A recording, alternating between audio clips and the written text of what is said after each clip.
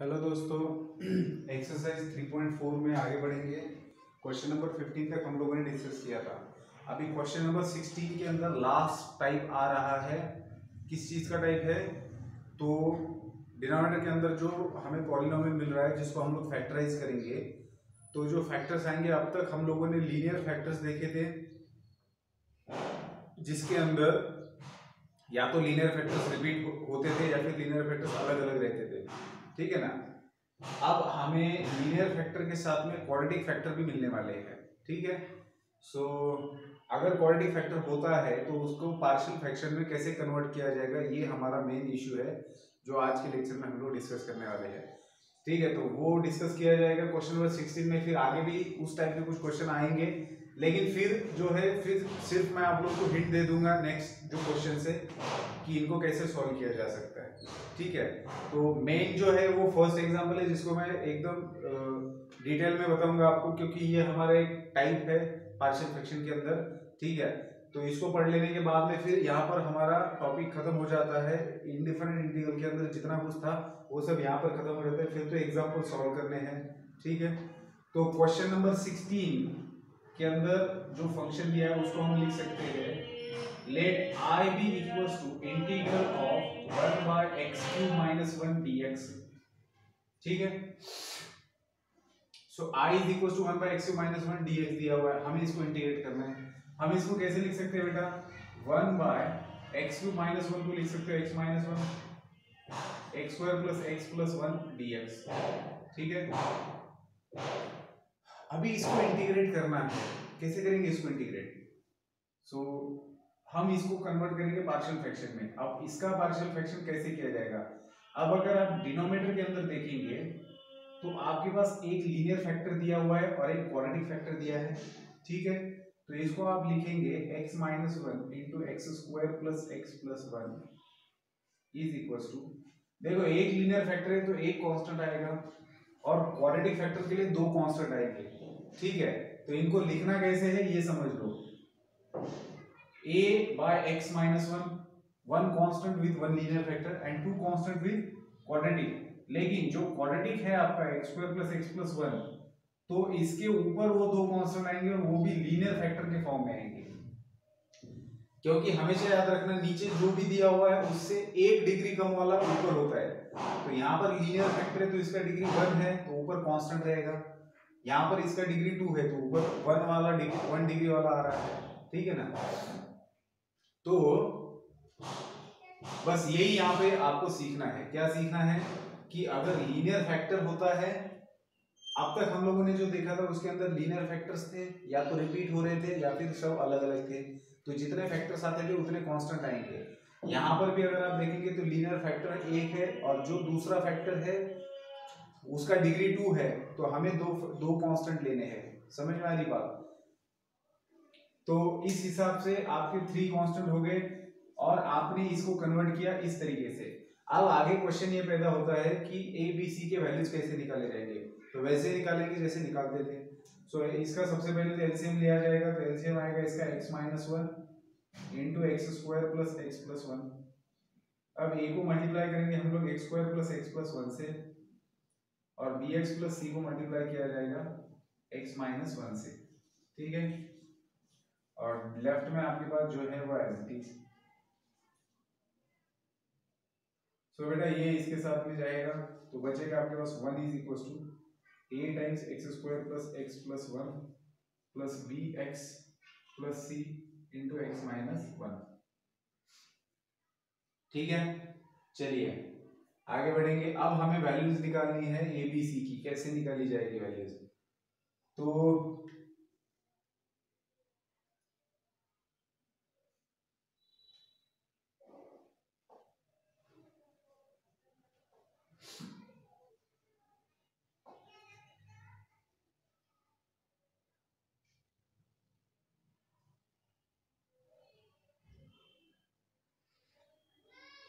ठीक है, तो सबसे पहले अगर मैं x की जगह पर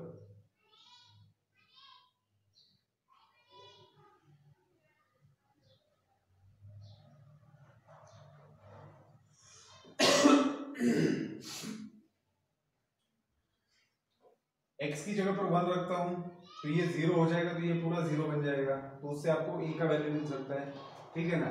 सो put x is equal to 1, x is equal to 1 put किया, लेफ्ट में तो 1 ही है, यहाँ पर आपको मिलेगा a in bracket 1 plus 1 plus 1 that is 3, और प्लस ये तो पूरा 0 बन जाएगा, क्योंकि x का वैल्यू 1 जैसे यहाँ पर रखेंगे तो 1 माइनस 1 0 हो जाएगा, पूरा 0 बनेगा, तो बेटा a का वैल्यू आपको मिल रहा है 1/3। अब एक बार a का वैल्यू मिल गया, आप सोचेंगे b और c का वैल्यू कैसे करें, तो अगर आप x का वैल्यू 0 रखते हो तो ये वाला टर्म 0 हो जाएगा, देख रहे हो आप, क्योंकि b इसको मल्टीप्लाइड है, x का वैल्यू 0 रखा तो b वाला टर्म 0 हो जाएगा, यहाँ पर x का वैल्यू 0 आएगा तो यहाँ पर बचा रहेगा माइनस c, और यहाँ पर x का वैल्यू 0 आ जाएगा तो a बचेगा, a का वैल्यू हमारे पास ऑलरेडी है, मतलब x का वैल्यू 0 रखने से आपको c का वैल्यू मिल रहा है, तो निकाल लेते हैं c का value. So put x is equal to 0, तो x is equal to, left में तो कोई फर्क नहीं पड़ेगा क्योंकि लेफ्ट में कांस्टेंट है, यहाँ पर क्या बचेगा, x की जगह पर 0 रखा तो a into 1 that is a, यहाँ पर बचेगा आपका, यहाँ पर 0 रखा तो -1, सो c इंटू -1 बचेगा -c, ठीक है। सो a का वैल्यू क्या था आपके पास 1/3, so 1 is equal to 1/3 minus c, c को लेफ्ट में ले आते, 1 को राइट में ले आते, तो 1/3 -1 दैट इज आपके पास है -2/3, सो c का वैल्यू आपको मिला है -2/3। अब आपको a का वैल्यू मिला, c का वैल्यू मिला, अब हम निकालेंगे b का वैल्यू, ठीक है। सो कैसे निकाला जाएगा b का वैल्यू, सो b का वैल्यू निकालने के लिए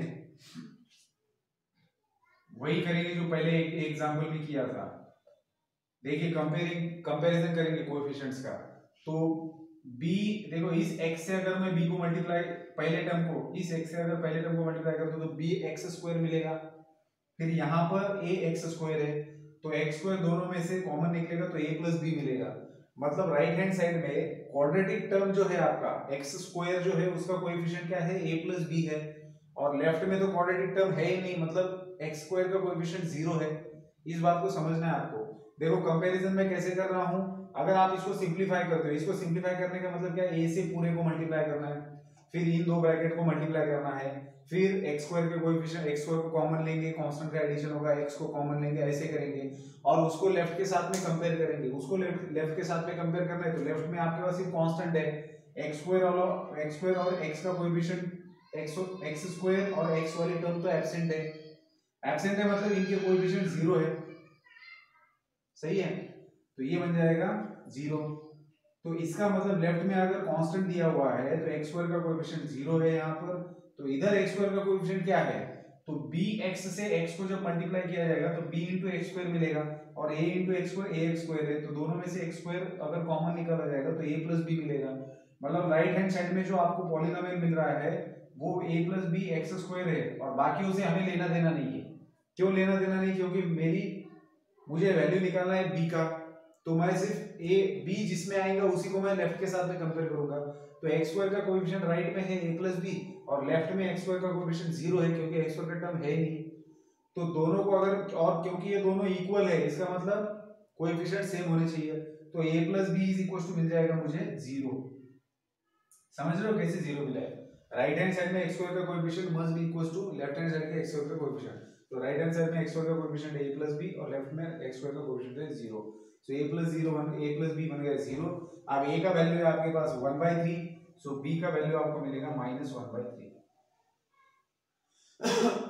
अब आप लोगों को a b c के वैल्यूज मिल चुके हैं, तो इनको मैं सब्स्टिट्यूट करना चाहूंगा इस इक्वेशन के अंदर, इसकी जगह पर, ठीक है ना, सो रख देता हूं और फिर देखता हूं क्या होता है। So this is equals to, a की जगह पर आएगा 1/3 divided by x minus 1, plus b की जगह पर क्या आ रहा है, b की जगह पर है -1/3 x, प्लस c की जगह पर है -2/3 divided by x² plus x plus 1, ठीक है। चलिए आगे बढ़ते हैं,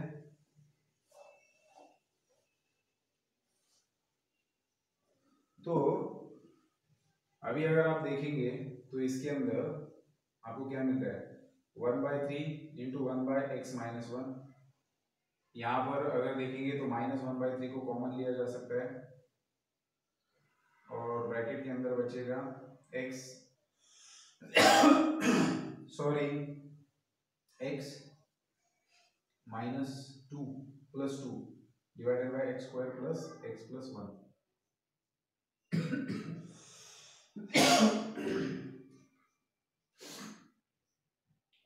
-1/3 से अगर माइनस से अगर अंदर मल्टीप्लाई करेंगे तो ये -x और ये बन जाएगा।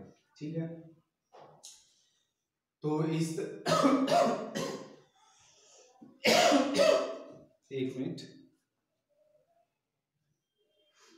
चलिए बेटा, थोड़ा सा डिस्टर्बेंस हुआ था, पता नहीं किसी ने अड़ोस पड़ोस में मिर्ची वाली क्या बोलते हैं उसको, सब्जी बनाने से पहले मराठी में बनाते हैं फोड़नी, वो दे रखी होगी, इसलिए थोड़ा सा ये हुआ था। चलिए, अब हम लोगों ने इसको लिखा, अब हमें क्या करना है, इसको इंटीग्रेट करना था, इसको इंटीग्रेट करने का मतलब इसको इंटीग्रेट करना है।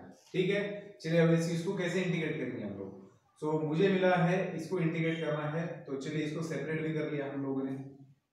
अब इसका इंटीग्रेशन तो आसान है, इसका इंटीग्रेशन आएगा 1/3 log of mod x - 1।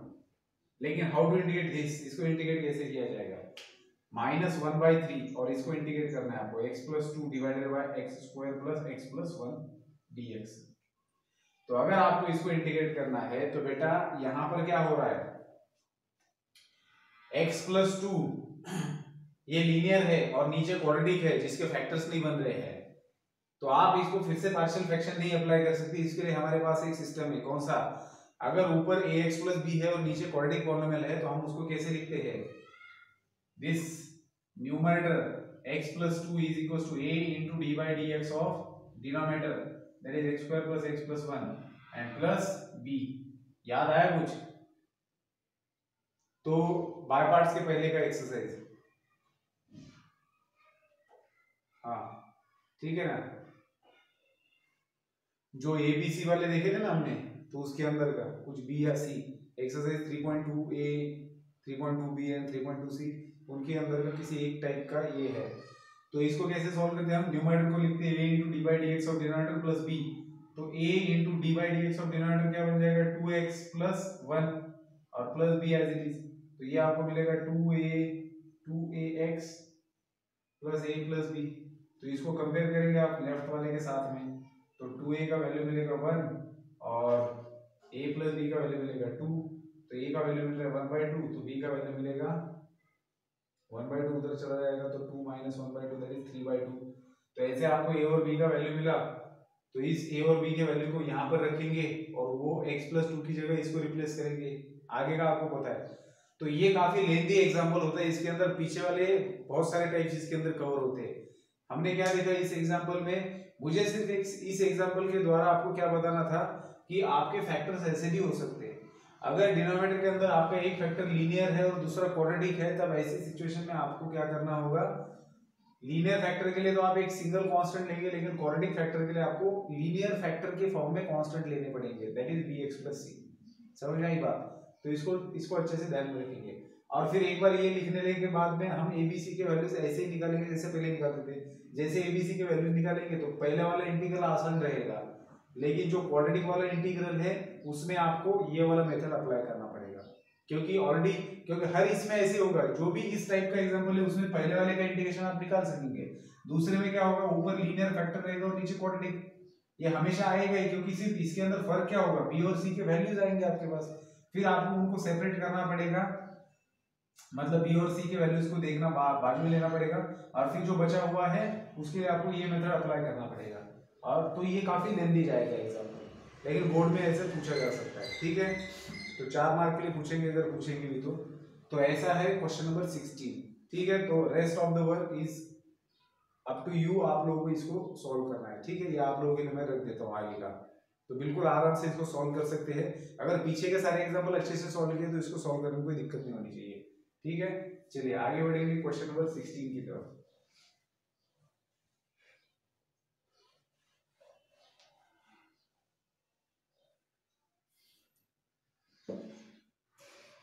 Question number 17, question number 17 के अंदर फंक्शन है बेटा 3 times sin x - 2 into cos x divided bye 5 - 4 times sin x minus cos square x dx। इसको देखने के बाद कोई बोलेगा भी नहीं कि ये पार्शियल फ्रैक्शन वाला एग्जांपल है। सबसे पहले तो हमें ध्यान में आएगा सब्स्टिट्यूशन मेथड, क्योंकि इंटीग्रेशन में ज्यादा सिक्का चलता है वो सब्स्टिट्यूशन का ही चलता है ना। ले दे के हम सब्स्टिट्यूशन पर ही आ जाते हैं। क्योंकि विदाउट सब्स्टिट्यूशन अगर आपको इंटीग्रेशन को सॉल्व करना है तो स्टैंडर्ड फंक्शंस होने चाहिए जिसका आप इंटीग्रल निकाल सकते हो, लेकिन ज्यादातर स्टैंडर्ड फंक्शन होते नहीं है, तो आपको कहीं ना कहीं दिमाग लगाना पड़ता है सब्स्टिट्यूशन की तरफ से। सॉरी। अब आप लोगों को करना है सब्स्टिट्यूशन। कैसे किया जाएगा सब्स्टिट्यूशन? तो मतलब वही हम लोग सोच सकते हैं, ज्यादा क्या कर सकते हैं। तो यहाँ पर अगर आप देखेंगे तो यहाँ sin x है, यहाँ sin x है, लेकिन यहाँ पर cos x दिख रहा है और cos x बाहर है, तो cos x और dx को अगर कन्वर्ट करना है dt में तो sin x की जगह पर सब्स्टिट्यूशन करना पड़ेगा। लेकिन फिर यहाँ पर भी cos है, तो क्या करते हैं, सबसे पहले इसको कन्वर्ट कर देते हैं हम sin के अंदर, तो नीचे क्या मिलेगा आपको समझ में आएगा। सो ऊपर है 3 sin x minus 2 into cos x, और डिनोमिनेटर में आपके पास है 5 माइनस 4 sin x, और इसको आप लिख सकते हो 1 माइनस साइन स्क्वायर x। ठीक है, तो अगर इसको सिंप्लीफाई करता हूं मैं तो मुझे मिलेगा 3 sin x minus 2 into cos x, और डिनोमिनेटर के अंदर आपके पास है 5 minus 4 times sin x minus 1 plus sine square x dx। ठीक है, सो आपको मिलेगा क्या, 3 sin x minus 2 into cos x, और डिनोमिनेटर के अंदर 5 माइनस 1 बन जाएगा 4, और minus 4 sin x plus sine square x। तो बस अब यहां तक आप आ गए हो। अभी यहां से आगे सब्स्टिट्यूशन। सो सब्स्टिट्यूशन क्या आएगा, put sin x is equal to t। जब आप इसको डिफरेंशिएट करेंगे विद रिस्पेक्ट टू x तो आपको मिलेगा cos x, और t का डेरिवेटिव आएगा dt बाई dx, तो cos x इंटू dx बन जाएगा बेटा dt। ठीक है, तो cos x dx बन गया dt, और sin x के ऊपर आया t, तो आपका दिया हुआ इंटीग्रल बन जाएगा 3t sin x के ऊपर t minus 2 cos x dx बन जाएगा dt, और डिनोमिनेटर में आपके पास क्या है 4 minus 4t plus t square, and यहाँ पर आएगा dt। अब आप समझ रहे हो एग्जांपल किस दिशा में जा रहा है, किस तरफ जा रहा है। तो जो सब्स्टिट्यूशन किया है उसकी वजह से आपको ऊपर मिला है लीनियर और नीचे मिला है क्वाड्रेटिक। तो नीचे अगर आप देखेंगे तो क्या नीचे वाले के फैक्टर्स बन सकते हैं, लीनियर फैक्टर्स अगर आ सकते हैं उसके तो ही आगे काम हो सकता है। इसको आप पॉज करके लिख सकते हो। तो मेरी कोशिश अब ये रहेगी कि डिनोमिनेटर के अंदर जो मुझे क्वाड्रेटिक दिख रहा है उसके मैं फैक्टर्स बनाऊं। So T square minus 4t plus 4 ये मेरा क्वाड्रेटिक है, तो मैं ये देखना चाहता हूँ क्या इसके फैक्टर्स बन सकते हैं। So minus 2 and minus 2 are the two factors, क्योंकि minus 2t plus 4। So t common निकलेगा और ब्रैकेट के अंदर बचेगा t माइनस 2, माइनस 2 कॉमन निकलेगा t माइनस 2 बचेगा, t माइनस 2 दोनों में से कॉमन निकलेगा तो t माइनस 2 बचेगा। ठीक है, so t minus 2 into t minus 2 का मल्टीप्लिकेशन आता है ये। तो आप लोग इसको लिखेंगे बाद में 3t minus 2 divided by t minus 2 into t minus 2 और ये dt। ठीक है, अब क्या, अब इसके बाद का काम तो आपको पता है, आप क्या लिखेंगे, दिस इज इक्वल टू, इसको पार्शियल फ्रैक्शन में कन्वर्ट करना है। सो आप इसको लिख सकते हैं, इसको लिखेंगे आप लोग 3t minus 2 divided by t minus 2 into t minus 2 is equal to a by, अच्छा ये t माइनस 2 का होल स्क्वायर है, तो ये तो बहुत आसान काम है बेटा, फैक्टर्स रिपीट हो रहे हैं। तो आप लोग इसको क्या लिखेंगे, a by t minus 2 plus b by t minus 2 whole square. इसको भूलना नहीं है, जब फैक्टर्स रिपीट होते हैं तब कैसे लिखना है आपको, ये भूलना नहीं है।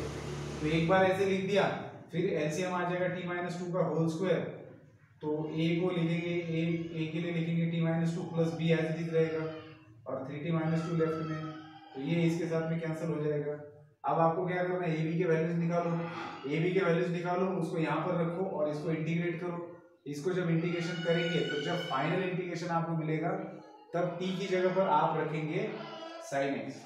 ठीक है, सो इस तरीके से आपको इसको सॉल्व करना है। तो मैंने हिंट दे रखा है, आप लोग आगे यहाँ से जा सकते हो।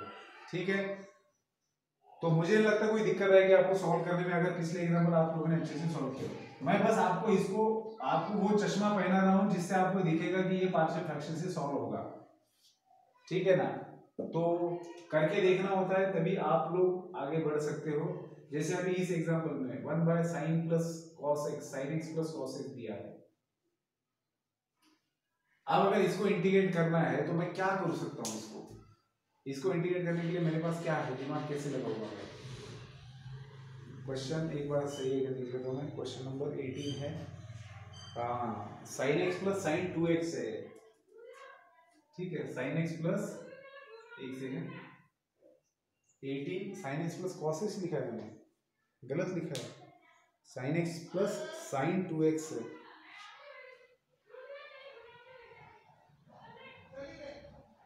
Sine x plus sign 2x है। ठीक है, तो ये दिया हुआ function 18 1 by sine x plus sign 2x। अब बेटा आपको इसको इंटीग्रेट करना है। कैसे करेंगे? तो सबसे पहले तो इसकी तरफ देखेंगे और हमारे दिमाग में सबसे पहले यही ख्याल आएगा कि क्या, क्योंकि हमें तो पता नहीं कि इसको पार्शियल फ्रैक्शन से करना है या नहीं। एग्जाम में कैसे पता चलेगा? अभी तो हमें पता है कि हम लोग पार्शियल फ्रैक्शन के ऊपर एक्सरसाइज सॉल्व कर रहे हैं, इसलिए ये उसी से सॉल्व होगा, है ना। तो अब क्या करना है कि साइन एक्स जो है आपका, इस साइन एक्स को क्या कोई स्टैंडर्ड फॉर्मूला है जिसकी हेल्प से हम इसको इंटीग्रेट कर सकते हैं? तो देखो सबसे पहले तो हम क्या कर सकते हैं, साइन 2x दिखा है, इसको खोलो, साइन 2x को लिखो 2 sin x into cos x, फिर 1 बाय, इनमें से आप साइन x को कॉमन ले लो, तो ब्रैकेट के अंदर बचेगा 1 प्लस 2 cos x और dx। अब इसके आगे क्या सोचा जा सकता है, सब्स्टिट्यूशन कैसे होगा?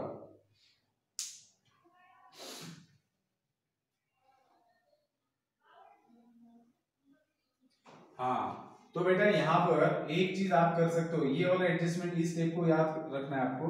देखो ये एक पर्टिकुलर टाइप है एग्जांपल का, 1 by sine x plus sign 2x, आपको नीचे दिखेगा 2 sin x into sign 2x, फिर sign 2x plus cos x।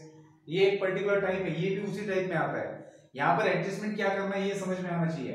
सबसे पहले तो हमने साइन 2x को खोला, फिर इसमें से साइन x को कॉमन निकाला। अब मैं ऊपर साइन x और नीचे साइन x से मल्टीप्लाई करने जा रहा हूँ, तो नीचे बन जाएगा sine square x in bracket 1 plus 2 cos x dx।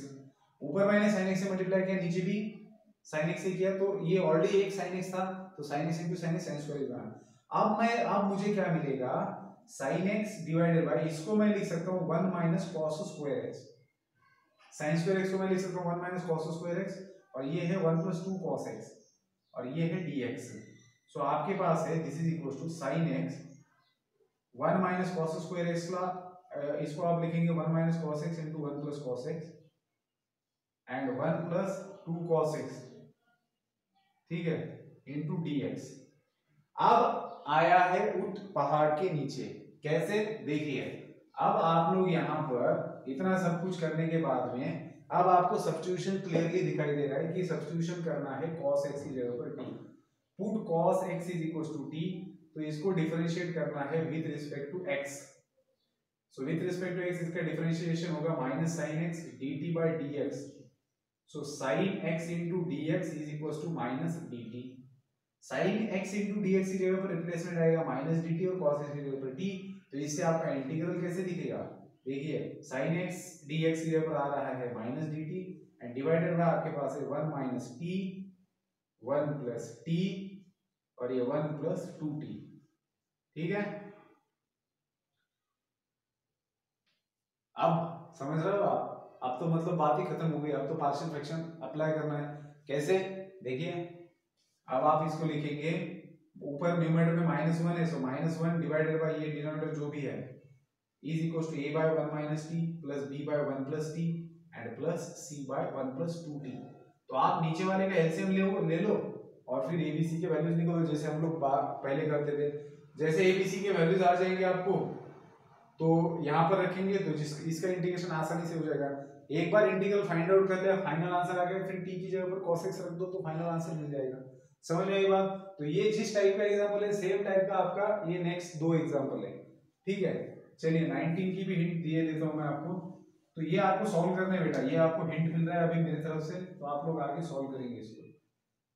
अब क्वेश्चन नंबर 19 के बारे में देखेंगे, तो 19 के अंदर 2 sin x है प्लस साइन 2x है, ठीक है। ये बिल्कुल सेम एग्जांपल है, इसमें और उसमें कोई भी फर्क नहीं। यहाँ पर सिर्फ sin x था, यहाँ पर 2 sin x है, तो क्या फर्क पड़ता है, देखिए 1 by 2 sin x as it is आएगा और sin 2x को आप लिखेंगे 2 sin x into cos x dx। तो दोनों में से क्या कॉमन निकलेगा बेटा, 2 sin x कॉमन निकल रहा है दोनों में से, तो ब्रैकेट के अंदर क्या बच रहा है, 1 प्लस cos x बच रहा है dx। अब ये 1/2 है तो इसको तो बाजू में ले लो, इसको कुछ काम नहीं है, ऊपर sin x से मल्टीप्लाई करो, नीचे sin x से मल्टीप्लाई करो, तो आपको मिलेगा sin स्क्वायर x, और ये 1 plus cos x as it is. तो आप इसको 1/2, ऊपर है sin x, sin square x को आप लिख सकते हो 1 माइनस cos स्क्वायर x, और यहाँ पर आपका 1 plus cos x into dx। तो 1/2 sin x as it is, 1 minus cos square x को आप लिखेंगे 1 minus cos x into 1 plus cos x, और ये है 1 प्लस cos x। मतलब एक जो लीनियर फैक्टर है वो रिपीट हो रहा है। अब वही है, cos x की जगह पर t रखो, minus sin x dx minus dt बन जाएगा, तो cos x की जगह पर t रखेंगे तो 1 minus t, 1 plus t, 1 plus t, ये रिपीट हो रहा है, तो 1 प्लस t होल स्क्वायर है ये। तो जब आप इसका पार्शियल फ्रैक्शन करेंगे तो कैसे आएगा, a by 1 minus t plus b by 1 plus t and plus c by 1 plus t square आएगा। ठीक है, रिपीट हो रहा है ये। तो जब रिपीट होता है तो हमें पता है उसका पार्शियल फ्रैक्शन कैसे लिखते हैं। तो आप लोग एलसीएम वगैरह निकाल के एबीसी के वैल्यूज निकालो, उसके अंदर रखो और फिर उसको इंटीग्रेट करो, जैसे इंटीग्रेशन करेंगे वापस सब्स्टिट्यूशन करो तो टी की जगह पर कॉस करो। ठीक है, चलिए तो 19 यहाँ पर खत्म होता है, आगे बढ़ेंगे क्वेश्चन नंबर 20 की तरफ।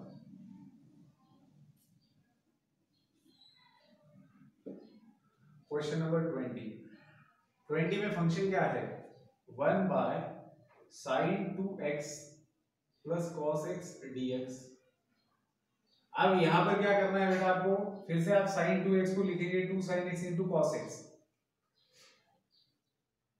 Plus cos x dx। तो डिनोमिनेटर में से कॉमन निकालो cos x को, 2 sin x प्लस 1 बचेगा इंटू dx। ठीक है, सो cos x कॉमन निकल गया, सो 2 sin x प्लस 1। अब आप लोग क्या कर सकते हो, अब आप लोगों को ऊपर और नीचे cos से मल्टीप्लाई करना पड़ेगा क्योंकि अंदर साइन है। पहले ऊपर वाले दो एग्जाम्पल में साइन से ऊपर और नीचे मल्टीप्लाई करके आप cos x से ऊपर और नीचे मल्टीप्लाई करेंगे तो यहाँ आपको मिलेगा cos स्क्वायर x और यहाँ मिलेगा 2 sin x प्लस 1 dx। ठीक है, तो ऊपर आपके पास है cos x और नीचे है cos स्क्वायर x। तो cos x इसको आप लिख सकते हो 1 minus sine square x into 2 sin x plus t, 2 sin x plus 1 dx। So numerator में आपके पास है cos x और आप इसको लिख सकते हो 1 minus sine x into 1 plus sine x, और ये है 2 sin x प्लस 1। अब साइन x की जगह पर t रख दो तो cos x dx बन जाएगा dt, और ये बन जाएगा 1 minus t, 1 plus t and 2t plus 1। Partial fraction से सॉल्व करो इसको। ठीक है बेटा, चलिए आगे बढ़ते हैं क्वेश्चन नंबर 21।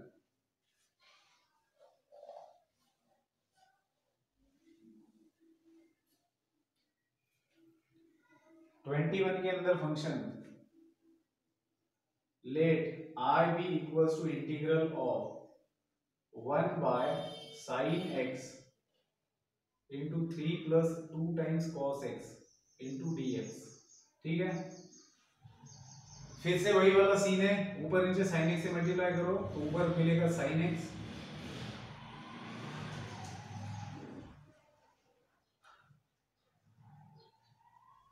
ऊपर sin x से मल्टीप्लाई किया, नीचे भी sin x से मल्टीप्लाई किया। अब इंटीग्रल ऑफ ऊपर है sin x, sin square x को लिखेंगे 1 माइनस cos स्क्वायर x और 1 माइनस cos स्क्वायर x को लिखेंगे 1 plus cos x into 1 minus cos x, और यहाँ पर है आपके पास 3 प्लस 2 cos x, और ये है dx। अब सब्स्टिट्यूशन क्या होगा, cos x is equal to t, तो minus sin x dx is equal to dt, तो sin x dx की जगह पर आएगा बेटा माइनस dt, और नीचे आपको मिलेगा 1 plus t, 1 minus t and 3 plus 2t। फिर से आपको पार्शियल फ्रैक्शन में कन्वर्ट करके इसको सॉल्व करना है। तो these are all one kind of examples, यहाँ से यहाँ तक एक ही तरीके के एग्जांपल है, अच्छे से याद रखेंगे। और इसमें क्या हो रहा था, क्वाड्रेटिक फैक्टर आ रहा था। ठीक है, तो चलिए अब मैं नेक्स्ट क्वेश्चंस लिखता हूँ इस एक्सरसाइज के जो बचे हुए क्वेश्चंस थे, फिर हम लोग उनको डिस्कस करेंगे। चलिए दो क्वेश्चन बचे हैं एक्सरसाइज 3.4 से, क्वेश्चन नंबर 22 एंड 23। फिर इसके बाद में इस टॉपिक का मिसलेनियस एक्सरसाइज है। मिसलेनियस एक्सरसाइज के सारे एग्जांपल की अच्छे से प्रैक्टिस करना है, खासकर जो एमसीक्यूज दिए हैं, क्योंकि बोर्ड के अंदर जो आपका सेक्शन ए होता है उसके अंदर आपको 8 एमसीक्यूज होते हैं, जो 2-2 मार्क का एक होता है, उसको आपको सॉल्व करना होता है। ठीक है, तो इन्हीं में से आ सकते हैं, तो अच्छे से इसको सॉल्व करेंगे। चलिए मिसलेनियस एक्सरसाइज स्टार्ट हो रही है यहाँ से। तो सबसे पहले अभी ये 22 एंड 23 खत्म करते हैं, उसकी हिंट मैं दिए देता हूँ, फिर आगे बढ़ेंगे। अब 22 में अगर आप देखेंगे बेटा तो 5 times e raise to x है divided by e raise to x plus 1 into e raise to 2x plus 9। तो कहीं ना कहीं आपको देख के समझ में आ जाता है कि अगर e रेज़ टू x जगह पर सब्स्टिट्यूशन किया जाए तो आगे सोचा जा सकता है। तो सबसे पहले तो अगर e रेज़ टू x जगह पर सब्स्टिट्यूशन आएगा, so put e raise to x is equal to t। अब इसको डिफरेंशिएट करना है with respect to x, so आपको मिलेगा e raise to x is equal to dt by dx। So that is e raised to x into dx आपको मिलेगा dt। ठीक है, e raised to x dx मिल गया आपको dt। तो अगर ये सब्स्टिट्यूशन में दिए हुए इंटीग्रल में करता हूँ तो कैसे दिखेगा, 5 e raised to x के ऊपर t that is 5t divided by इसको ऐसे पकड़ता हूँ, देखता हूँ कैसे आवाज आती है। सो e raised to x के ऊपर t आ रहा है, so t plus 1 into e raise to 2x को कैसे लिखा जा सकता है बेटा, e रेज़ टू 2x को लिख सकते हैं e रेज़ टू x का स्क्वायर, लॉज ऑफ इंडाइसेस। तो e रेज़ टू 2x बन जाएगा t स्क्वायर प्लस 9, और ये dx क्या बन रहा है, e रेज़ टू x, यहाँ पर t नहीं आएगा, e raise to x into dx बन रहा है dt। ठीक है ना, सो dt आएगा। अब अगर आप यहाँ पर देखेंगे बेटा तो 5 times t plus 1 into t square plus 9 है। अब करना क्या है, आप देख रहे हो इसको, ये सीधा सीधा हमें पार्शियल फ्रैक्शन की ओर दिशा दिखा रहा है कि भैया पार्शियल फ्रैक्शन यूज करो। अब पार्शियल फ्रैक्शन अगर यूज करना है तो एक लीनियर फैक्टर एक क्वाड्रेटिक है, तो इसका पार्शियल फ्रैक्शन में कन्वर्जन कैसे होगा, 5 by t plus 1 into t square plus 9 है। So this is equal to a by t plus 1। एक कांस्टेंट तो यहाँ पर आ गया क्योंकि इसका इंडेक्स 2 है, क्वाड्रेटिक है। सो टी स्क्वायर प्लस 9 नीचे आएगा और ऊपर आपको क्या मिलेगा, वेरिएबल क्या है, t है, तो bt प्लस c। ठीक है ना, पहले x रहता था तो bx प्लस c लिखते थे, अभी bt प्लस c लिखेंगे। ठीक है, सो bt प्लस c है और ये t स्क्वायर प्लस 9 है। अब तो बात खत्म हो गई। अब आप लोग क्या करेंगे, abc के वैल्यूज निकालो, abc के वैल्यूज यहाँ पर रखो, फिर ये वाले प्रोसेस की वजह से बहुत लंबा जाएगा। ठीक है ना, तो इसको सॉल्व करो और इसका जो भी इंटीग्रेशन आएगा फिर t की जगह पर वापस e रेज़ टू x रख दो। तो काफी बड़ा एग्जांपल रहेगा ये, काफी इसका लेंथी सॉल्यूशन रहेगा, लेकिन सॉल्व करके आप लोगों को देखना है। ठीक है बेटा, चलिए अब क्वेश्चन नंबर 23 की तरफ जाएंगे हम लोग। पता नहीं कुछ ज्यादा फर्क नहीं पड़ेगा ऐसे लगता है, ऐसे कॉलर पर लगाना ही ठीक रहेगा इसको, है ना, ऐसे ही रहने देते, वैसे भी थोड़ा दूर ही रखना पड़ता है ये। So question number 23, 2 times log x है plus 3 divided by x times 3 log x plus 2 bracket के अंदर log x whole square plus 1 dx। ये फंक्शन दिया बेटा, देखते ही समझ में आता है कि इसमें पार्शियल फ्रैक्शन अप्लाई होगा। कैसे, देखिए x बाजू में दिया दे रखा है, तो सिंपली वो बता रहे हैं कि भैया log x की जगह पर t रखो, 1 बाय x dx dt बनने वाला है। और जैसे log x की जगह पर t रखा, 2t प्लस 1 ऊपर एक लीनियर फैक्टर, 3t प्लस 2 नीचे एक लीनियर फैक्टर, और t स्क्वायर प्लस 1 एक क्वाड्रेटिक फैक्टर। मतलब इसको पार्शियल फ्रैक्शन में कन्वर्ट किए बिना इसका इंटीग्रेशन निकालना पॉसिबल नहीं है आफ्टर सब्स्टिट्यूशन। सो log x की जगह पर बिंदास होकर सब्स्टिट्यूशन करेंगे t, जब डिफरेंशिएट करेंगे विद रिस्पेक्ट टू x तो क्या मिलेगा, 1 by x is equals to dt by dx। so 1 by x into dx is equals to dt, 1 by x into dx is equals to dt, therefore I is equals to 2 log x की जगह आएगा t plus 3 divided bye 1 by x dx बन गया है dt, और bracket के अंदर बचेगा 3t plus 2 और यहाँ पर आएगा t स्क्वायर प्लस 1 और ये आएगा dt। बस सिंपल है, अभी 2t plus 3 divided bye 3t plus 2 into t square plus 1। इसको आप लोग लिखेंगे a बाय 3t plus 2, क्योंकि लीनियर फैक्टर है। अब ये क्वाड्रेटिक है, क्योंकि क्वाड्रेटिक है इसलिए दो कांस्टेंट आएंगे, that is bt plus c divided by t square plus 1। ठीक है, तो बस आगे एबीसी की वैल्यूज निकालो, इसको इंटीग्रेट करो और टी की जगह वापस log s रख दो, तो फाइनल आंसर मिल जाएगा। ठीक है बेटा, तो ये था हमारा क्वेश्चन नंबर 23। मिसलेनियस एक्सरसाइज 3 अभी स्टार्ट करते हैं। देखो यहाँ पर मैं ये बता रहा हूँ आपको कि इंटीग्रेशन इंडिफिनिट इंटीग्रल खत्म हो चुका है। अब जितना हमने इंडिफिनिट इंटीग्रल के अंदर देखा है, तो मुझे लगता है कि इसके बेसिस पर आप लोग सर के लेक्चर्स देख लो। सर के लेक्चर देखे होंगे आप लोगों ने, या फिर नहीं देखे तो देख लो। तो मॉड्यूल के अंदर के क्वेश्चन सॉल्व करो, लेवल 1 लेवल 2। फिर सेंगेज के कंसेप्ट एप्लीकेशन एक्सरसाइज सॉल्व कर सकते हो तो करो, सिंगल करेक्ट आंसर करो। ठीक है, तो जो कंसेप्ट वाला पार्ट है वो मैंने बता दिया है। अब मुझे नहीं लगता कि कोई दिक्कत आएगी किसी भी तरीके का एग्जाम्पल सॉल्व करने में। ठीक है ना, क्योंकि कॉन्सेप्ट तो ऑलमोस्ट सारे हो चुके हैं इसके अंदर। तो चलिए मिसलेनियस एक्सरसाइज 3 अभी स्टार्ट करते हैं। सो मिसलेनियस एक्सरसाइज 3 के अंदर लेक्चर क्वेश्चन नंबर 1 जो है उसको देखो, इसको ऑप्शन दे रखे हैं। These are the objective type question. इनके 4 ऑप्शन दिए हैं, लेकिन जगह की कमी की वजह से मैंने ये ऑप्शन नहीं रखे। और वैसे भी हमें सॉल्व करने से मतलब है, अगर कोई क्वेश्चन ऐसे होते हैं जो ऑप्शन के ऊपर डिपेंड होता है, लेकिन इंटीग्रेशन के अंदर ऐसा कुछ होता नहीं, आपको इंटीग्रेट करना ही पड़ता है। सो हम सीधा आंसर निकालेंगे, आप बाद में देख लेना कि कौन सा ऑप्शन सही है। ठीक है, सो फर्स्ट के अंदर अगर आप देखेंगे तो integration of 1 + x plus root x plus x square दिया है and divided by root x plus root 1 + x दिया है। अब अगर आप यहां पर देखेंगे बेटा, तो मुझे तो देखते ही समझ में आ रहा है कि देखो यहाँ पर 1 + x है और यहाँ पर 1 + x है, बस ये रूट के अंदर ये विदाउट रूट है। और यहाँ पर अगर आप देखेंगे तो इसमें से x कॉमन निकल सकता है। तो ये कॉमन निकाल के बहुत सिंपल होने वाला क्वेश्चन है। जैसे अगर आप देखेंगे तो इसको एक टर्म मान लो, तो इसको आप क्या लिख सकते हो, इसको आप लिख सकते हो root of 1 + x into root of 1 + x। 1 + x को आपने ऐसे लिखा है, प्लस इसमें से x को कॉमन निकालो तो ब्रैकेट के अंदर बचेगा 1 + x and divided by root x plus root 1 + x। फिर इंटीग्रल ऑफ, इसको एज इट इज रखो, root 1 + x into root 1 + x। अब अगर यहाँ पर देखेंगे तो रूट x कॉमन निकलेगा, इंटू कॉमन नहीं निकलेगा, बाजू में कर दिया इसको, root 1 + x divided by root x plus root 1 + x। ठीक है, ये dx आ रहा है साथ में इसके। आप न्यूमरेटर में से आप कॉमन निकाल सकते हो रूट ऑफ 1 + x को, तो ब्रैकेट के अंदर क्या बचेगा, ये दो टर्म, दो रूट ऑफ 1 + x में से एक बाहर आ गया, एक अंदर बचा, और यहाँ पर बचेगा रूट x, और डिनोमिनेटर में आपके पास है root x plus root of 1 + x और ये dx। तो बेटा ये इसके साथ में चला गया, अब बचा क्या, रूट ऑफ 1 + x बचा है dx। तो इसका इंटीग्रल तो आराम से निकाल सकते हैं। कैसे, ये है क्या, ये 1 + x होल रेज़ टू 1/2 है, तो इसका इंटीग्रल क्या होता है 1 + x रेज़ टू 1/2 + 1 मतलब 3/2 और डिवाइडेड बाय 3/2 प्लस c। तो ये इसको उल्टा हो गया, मल्टीप्लाई हो गया, दैट इज 2/3, और इसको आप लोग लिखेंगे 1 + x raise to 3/2 plus c। ठीक है, तो ये आ गया इसका सॉल्यूशन पहले वाले क्वेश्चन का। चलिए आगे बढ़ेंगे क्वेश्चन नंबर 2 की तरफ। क्वेश्चन नंबर 2 में थोड़ा सा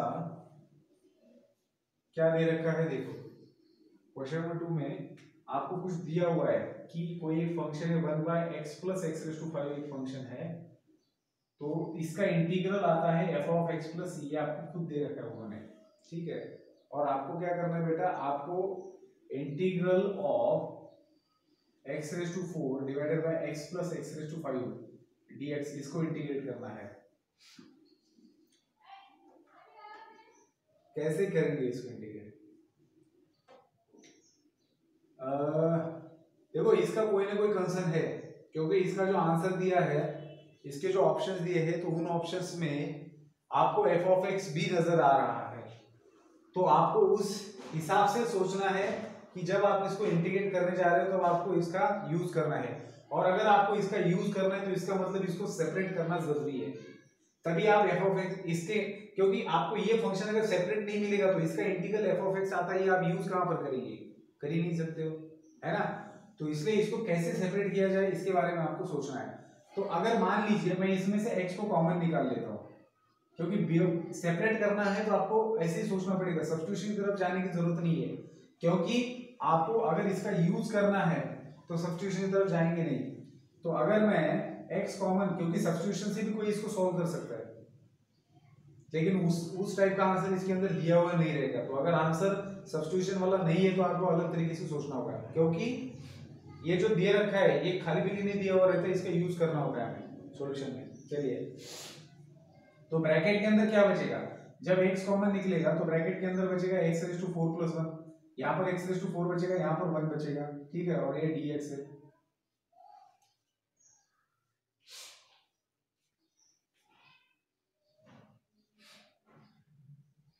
देखते ही समझ में आ रहा है एडजस्टमेंट। नीचे x⁴ + 1 है तो इसको आप लिख सकते हैं x⁴ + 1 - 1 divided by x * x⁴ + 1। अब बात खत्म होने वाली है, क्योंकि अभी डिनोमिनेटर को सेपरेट किया जाएगा। So x⁴ + 1 divided by x * x⁴ + 1 dx minus 1 by x * x⁴ + 1 dx। So x⁴ + 1 will get cancel, तो बचेगा 1 बाय x dx माइनस ये क्या है, x को फिर से अंदर मल्टीप्लाई कर दो तो x⁵ + x मिल जाएगा, जिसका इंटीग्रल यहाँ पर दे रखा है f(x + c), तो इसका इंटीग्रल आएगा log of mod x minus इसका इंटीग्रल आएगा f(x + c), तो this will be the answer. ठीक है, आपको लगेगा इसका इंटीग्रल f(x + c) है तो नेगेटिव से मल्टीप्लाई करेंगे तो c नेगेटिव बन जाएगा। देखो c नेगेटिव पॉजिटिव ऐसे कुछ नहीं होता, c एक कांस्टेंट है, जिसको आप नेगेटिव रखो पॉजिटिव रखो कोई फर्क नहीं पड़ता, क्योंकि अल्टीमेटली वो क्या है वो किसी को नहीं पता हुआ रहता, बस एक कोई ना कोई कांस्टेंट है, तो वो पॉजिटिव रहे नेगेटिव रहे इससे कोई मतलब नहीं होता। तो जनरली हम कन्वेंशनल साइन के हिसाब से इसको पॉजिटिव c ही रखते हैं। ठीक है, चलिए, सो ये हुआ क्वेश्चन नंबर 2 का सॉल्यूशन। आगे बढ़ेंगे क्वेश्चन नंबर 3 की तरफ।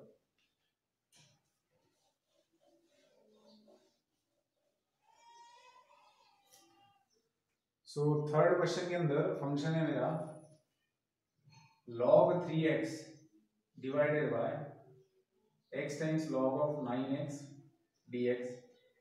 तो बेटा यहाँ पर अगर आपको सॉल्व करना है तो ऑप्शन की तरफ देखिए, ऑप्शन क्या दे रखा है उस हिसाब से जाएंगे। तो देखो आपको ये आपको log 9x दिख रहा है, तो क्या आप इसको इसके फॉर्म में लिख सकते हो, आप log of 9x by 3 लिख सकते हो ना, 3x को आप लिख सकते हो log of 9x by 3, 3x को आपने रिप्लेस किया 9x by 3 से, divided by x into log 9x, ठीक है, into dx। अब आप log की प्रॉपर्टी अगर यहाँ पर यूज करेंगे तो आपको मिलेगा log of 9x minus log 3 and divided bye आपके पास है x into log of 9x dx। आप डिनोमिनेटर को सेपरेट करो, सो log of 9x divided by x into log of 9x minus ये dx आएगा minus log 3 x into log of 9x। ठीक है, डिनोमिनेटर को सेपरेट किया, सो log 9x कैंसिल हो जाएगा, बचेगा 1 by x dx, तो आपको मिलेगा log of mod x minus ये log 3 को बाहर निकालो।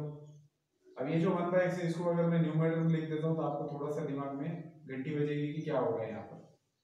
तो नीचे दिया गया जो फंक्शन उसका डेरिवेटिव आपको ऊपर दिख रहा है, कैसे देखिए log 9x का डेरिवेटिव क्या आता है, log of 9x का डेरिवेटिव आता है 1 by 9x, कंपोजिट फंक्शन है 9x का डेरिवेटिव होता है 9, तो ये कैंसिल हो जाएगा तो बचेगा 1 by x। तो बेसिकली डिनोमिनेटर के अंदर जो फंक्शन है उसका डेरिवेटिव आपको ऊपर मिल रहा है, तो आपको यहाँ पर क्या यूज करना पड़ेगा, अगर आपके पास f' by f(x) है dx, तो इसका इंटीग्रल क्या होता है log of mod f(x) होता है, सही है, प्लस c। तो यहाँ पर आप इसका इंटीग्रल क्या लिखेंगे, log of mod x तो पहले वाले का इंटीग्रल है माइनस log 3 इनटू नीचे वाले का इंटीग्रल ऊपर है, so therefore log of log लिखना पड़ेगा, log of log 9x, ठीक है, plus c, so this will be the correct answer. ठीक है, चलिए आगे बढ़ेंगे क्वेश्चन नंबर 4 की तरफ। उससे पहले मैं टाइम देख लेता हूं एक बार, मेरे पास टाइम है अभी, क्वेश्चन नंबर 4 डिस्कस किया जा सकता है। सो क्वेश्चन नंबर 4,